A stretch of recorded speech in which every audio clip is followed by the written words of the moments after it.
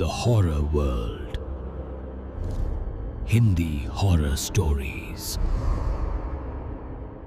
क्या आपने कभी सोचा है कि एक घर जो खुशियों से भरा हो अचानक कब्रिस्तान का सन्नाटा क्यों ओढ़ लेता है। 21 अगस्त ग्रेटर नोएडा के सिरसा गांव में ऐसा क्या हुआ कि लोगों के दिल में खलबली मच गई। गांव के सभी लोग सो रहे थे, लेकिन अचानक एक घर से धुआं उठने लगा। आग की लपटें आसमान को चूम रही थी। लोग भागकर पहुंचे तो दरवाज़ा बंद।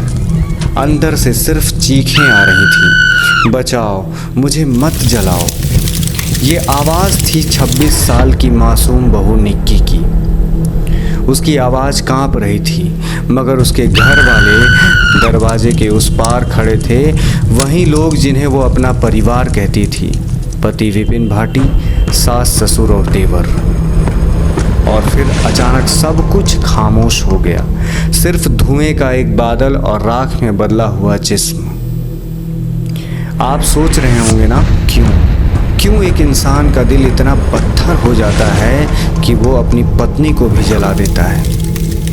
लेकिन सच और भी जहरीला था। निक्की की शादी बड़े शान शौकत से हुई थी। लाखों का दहेज, गाड़ियाँ, सोना, नगदी, सब कुछ दिया गया था। लेकिन लालच की आग कभी बुझती नहीं है। हर दिन नहीं मांगे, 36 लाख चाहिए, वरना तेरी बेटी की सांसें गिन ली जाएंगी।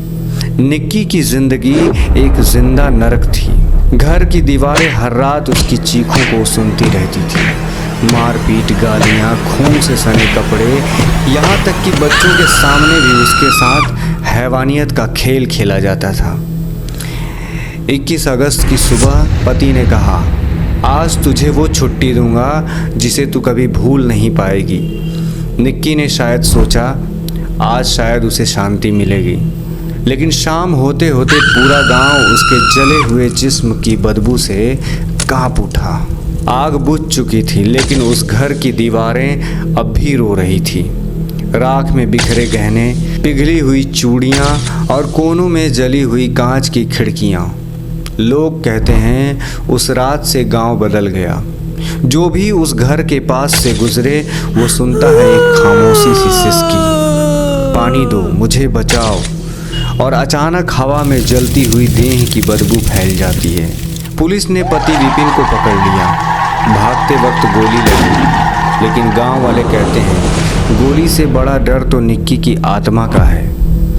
आज भी रात ढलते ही उस घर की टूटी खिड़कियों से चीखें निकलती हैं। लोग कसम खा कर कहते हैं उन्होंने एक जली हुई परछाई को देखा है, जो चुपचाप हर आने जाने वाले राहगीर को घूरती रहती है।